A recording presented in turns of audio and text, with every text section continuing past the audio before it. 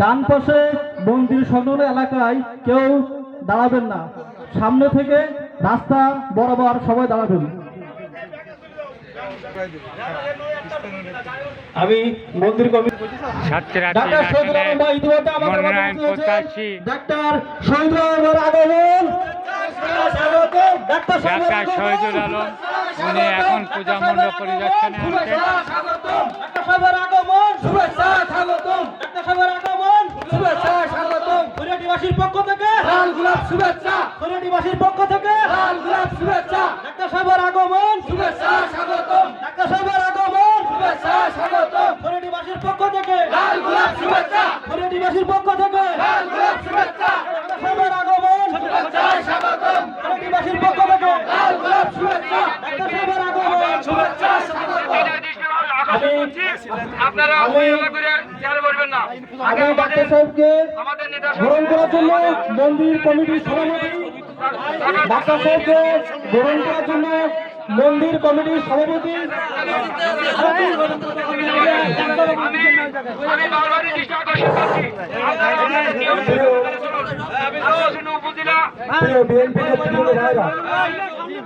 আমাদের সদস্যদের সঙ্গে যারা উপজেলা এবং থানা নেতৃবৃন্দ যারা সদস্যই আইছে তাদেরকে বসার আগে ব্যবস্থা করেন প্লিজ। আমাদের ইউনিয়নের কেউ বসবেন না প্লিজ, দয়া করে। আমাদের ইউনিয়নের থেকে আমাদের আশাশুনির থেকে ডাক্তার শহীদুল আলম ভাইয়ের সঙ্গে যারা সঙ্গে হিসেবে আসছেন আপনারা মঞ্চে চলে আসুন।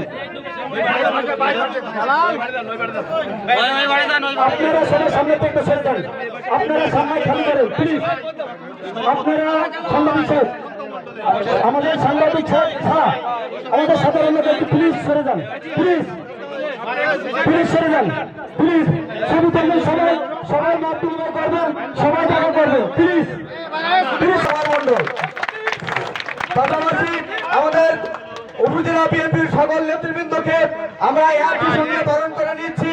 যেহেতু ওনার সময় খুবই কম, আমি তাদেরকে সামনের বেঞ্চে লাইনে এসে আমরা আসন গ্রহণ করার জন্য বিশেষভাবে অনুরোধ করছি। আর আমাদের স্থানীয় নেতৃবৃন্দের প্রতি দৃষ্টি আকর্ষণ করছি, প্লিজ আপনারা তাদেরকে বসার সুযোগ করে দিন, তাদের বসার সুযোগ করে দিন। আর সাগর, সাগর তুমি যেখানে থাকো নাকি অনন্ত বিলম্বে আমাদের পূজা মঞ্চে চলে আসো। এবার আমাদের ভূতার কমিটি যুব কমিটি আছে ভূতার শহীদুল আলমকে আমি আমাদের নেতৃবৃন্দ বসার জন্য বিরত অনুরোধ করছি। সময় খুবই কম, আমি আমাদের সাংবাদিক ভাই ছাড়া সামনে থেকে আপনারা প্লিজ সরে দেন। আপনারা অনেক জায়গা আছে, জায়গাটা ফাঁকা করে দিন। এ পর্যায়ে আমাদের আরেক ছোট ভাই আমাদের করিমপুরি সহকারী বিদ্যাপীঠের প্রধান শিক্ষক, ভারপ্রাপ্ত প্রধান শিক্ষক আমাদের প্রধান অতিথিকে তথা আমাদের প্রাণপ্রিয় নেতাকে বরণ করে নিচ্ছে ফুলতোয়া দিয়ে। সবাইকে সরে দেওয়ার অনুরোধ করছি, প্লিজ আপনারা সরে দেন।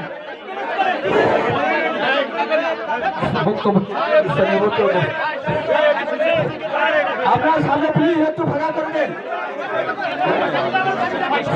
এখানে অন্য কেউ বক্তব্য দেবেন না। আমাদের প্রধান আকর্ষণ প্রাণপ্রিয় নেতা, উনি আমাদের সামনে মূল্যবান কথা বলবেন, তাকে পরিবেশ করার জন্য আমাদের সবাইকে সুযোগ করে দিতে হবে।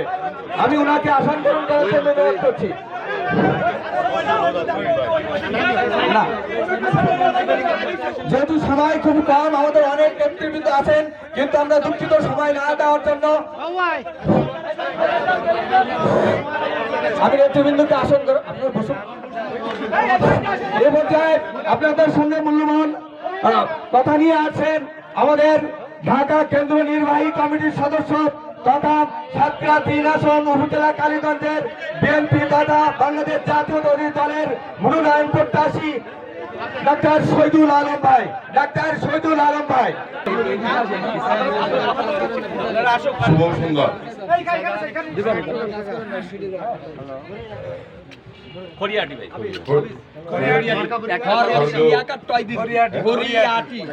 খরিয়াটি শারদীয় দুর্গা পূজা উৎসব আয়োজনে এই মন্দির কমিটির শ্রদ্ধাভাজন সভাপতি, সম্মানিত কার্যনির্বাহী কমিটির সদস্যবৃন্দ, আমার সাথে আগত অত্যন্ত গুরুত্বপূর্ণ নেতৃবৃন্দ আছেন শেখ সিরাজুল ইসলাম জেলা বিএনপির সদস্য, আশিফুর রহমান তুহিন জেলা বিএনপির সদস্য এবং আশুন থানা বিএনপির নেতা, উপস্থিত আছেন মশিউদ্দৌলা তুহিন আমার ভাগ্নে এবং আশুন থানা বিএনপির গুরুত্বপূর্ণ নেতা, আছেন জাকির হোসেন বাবু, জাকির হোসেন প্রিন্স, আলিম ভাই, রশিদ ভাই, শাহরিয়ার ভাই, আবুল মোস্তফা কামাল আমার বন্ধু, আর মজলু ভাই, মোস্তফা ভাই আছে, আর আছেন মোস্তফা টিপু, আমার অত্যন্ত ইস্তফাল ছোট ভাই টিপু এবং মোস্তফা, আর আছেন সাতক্ষীরা জেলা হিন্দু বৌদ্ধ কল্যাণ ফ্রন্টের সম্মানিত সদস্য সিনিয়র সহসভাপতি মিলন সরকার, কালীগঞ্জ থানায় হিন্দু উদযাপন পরিষদের সাধারণ সম্পাদক অসিত সেন এবং ভক্তবৃন্দ, সুধীবৃন্দ, শারদীয় শুভেচ্ছা। সন্ধ্যা সমাগত, আপনারা নিশ্চয়ই অনেকেই মাগরিবের আজান হচ্ছে, নামাজ পড়তে যাবেন, আবার আপনাদের পুজো উৎসব চলবে। এই যে সম্প্রীতি, এক পাশে আজান এক পাশে উদ্বোধনী, এটা হলো আবহমান বাংলার সংস্কৃতি। আমরা দেখি আবহমান কাল থেকে হিন্দু মুসলমান ভাই ভাই তাদের পারস্পরিক সম্পর্ক অত্যন্ত গভীর এবং দৃঢ়। একে অপরের সুখ দুঃখে জড়িয়ে থাকে, একের ধর্মে অন্যরা অংশ নেয়, তাদের আনন্দে ভাগ নেয়, আবার একে অন্যের দুঃখে কাতর হয়। এরই ধারাবাহিকতায় শহীদ রাষ্ট্রপতি জিয়াউর রহমান সাহেব একটি আদর্শ দিয়েছিলেন, সেটি হলো বাংলাদেশী জাতীয়তাবাদ।